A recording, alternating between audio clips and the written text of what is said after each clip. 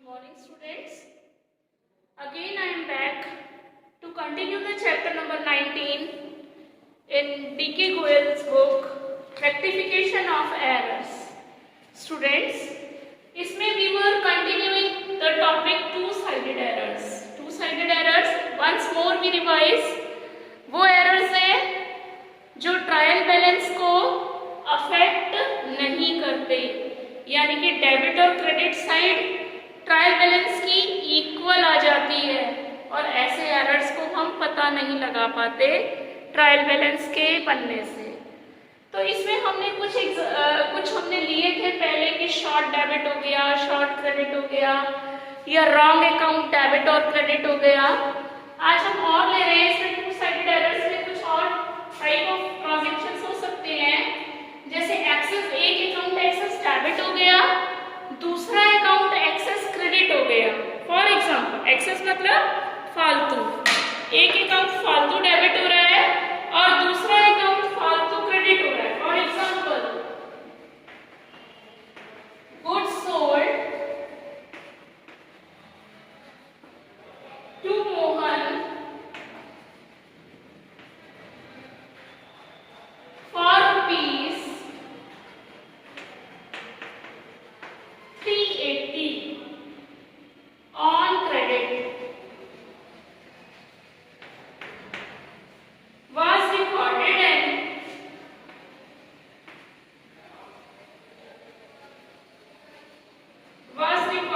in sales book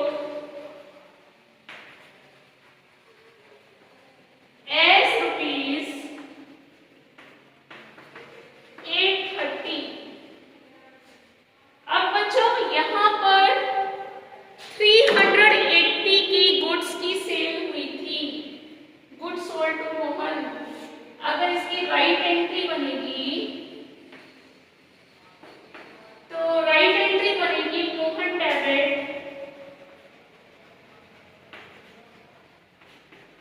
to sales account 380 rupees.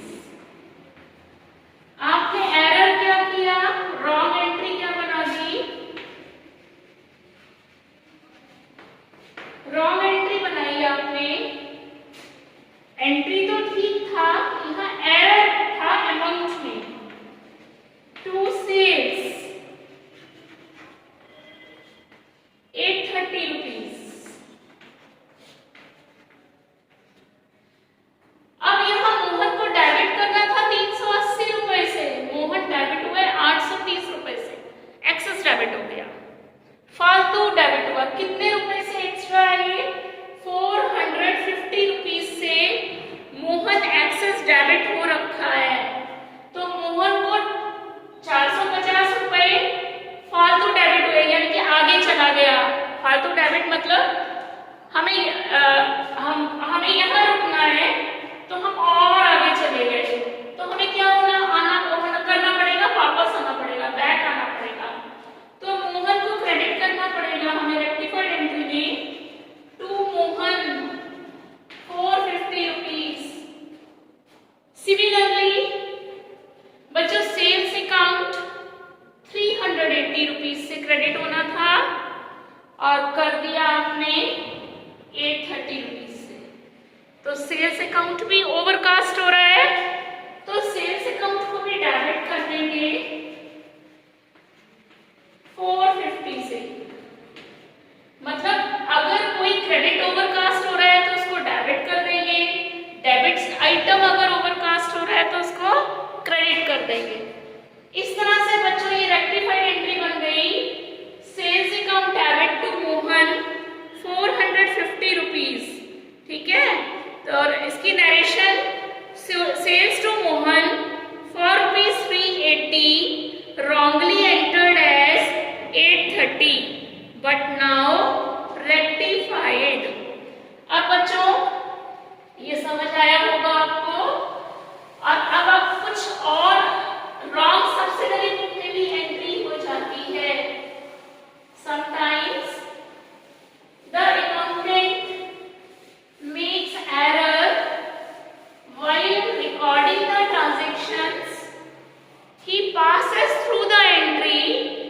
The wrong subsidiary book, उसने wrong subsidiary book में entry कर दी, wrong subsidiary book.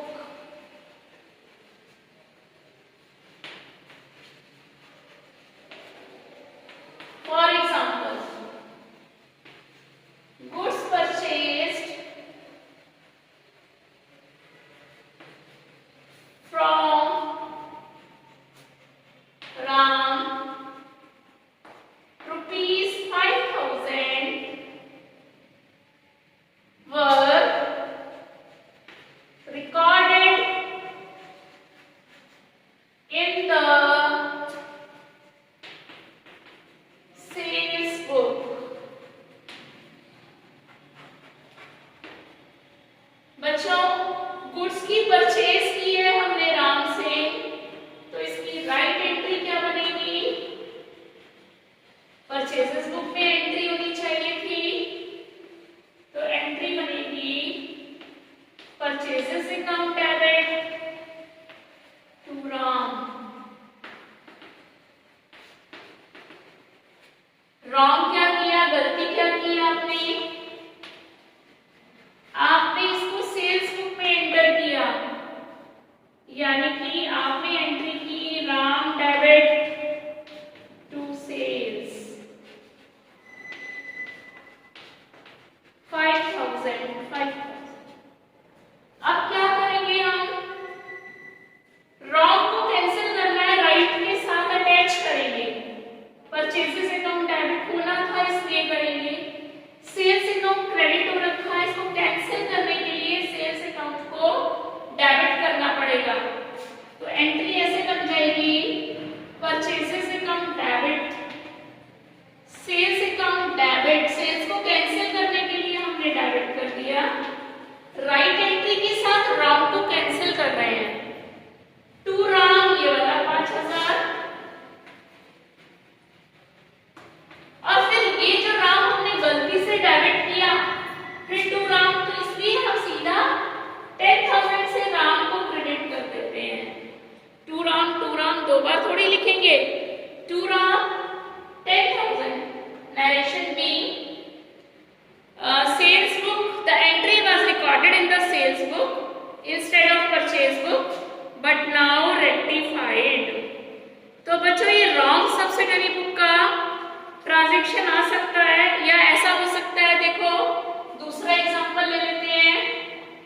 Goods sold to Rohit,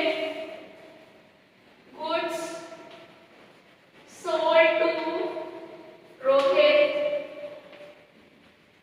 for rupees 7,000 were recorded in purchase book। अब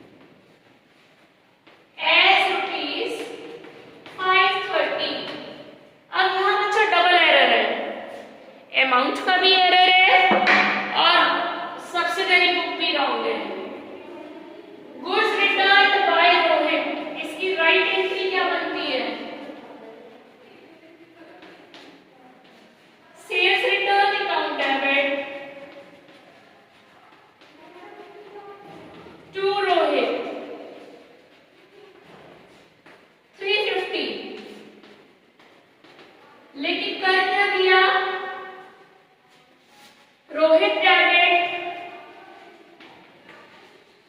to purchase return.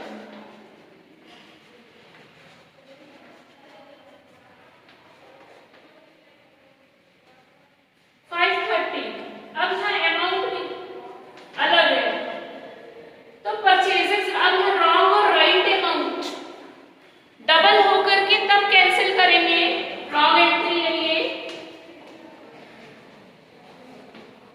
Purchases return को इसके साथ यहाँ debit करना होगा, रोहित को क्रेडिट करना होगा। एंट्री बन जाएगी sales return account debit 350, purchases return account debit 530, to Rohit, wrong और राइट अमाउंट दोनों का सम टोटल 880, क्योंकि रोहित क्रेडिट 350 होना था, अभी तो डेबिट हो रखा है, ये कैंसिल हो जाएगा, तो 880 रुपीज से क्रेडिट हो जाएगा। इस तरह से बच्चों अगर सब्सिडरी बुक रॉन्ग है तो आप you must have clearly understood how to rectify the entry in case the accountant has committed the error in passing the entry in wrong subsidiary book. Students, sometimes the accountant makes the error of omission, complete omission.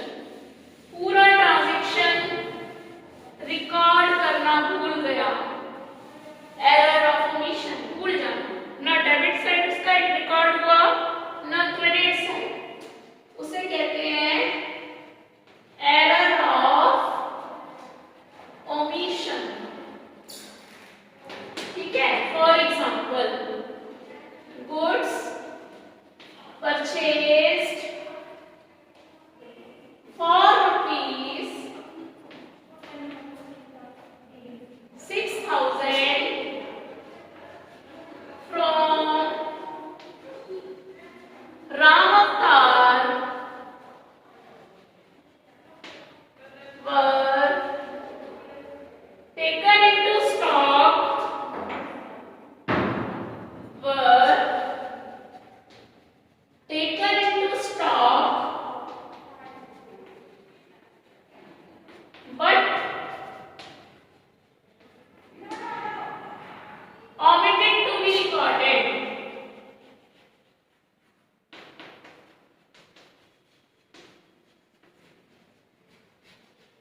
Stock में तो लिया लेकिन उसकी recording हमने नहीं की, तो बच्चों यहाँ कुछ गलत क्या किया, भूल गए, कुछ रिकॉर्ड ही नहीं हुआ, तो सिंपल जर्नल एंट्री जैसे बनती है purchase account debit to Ram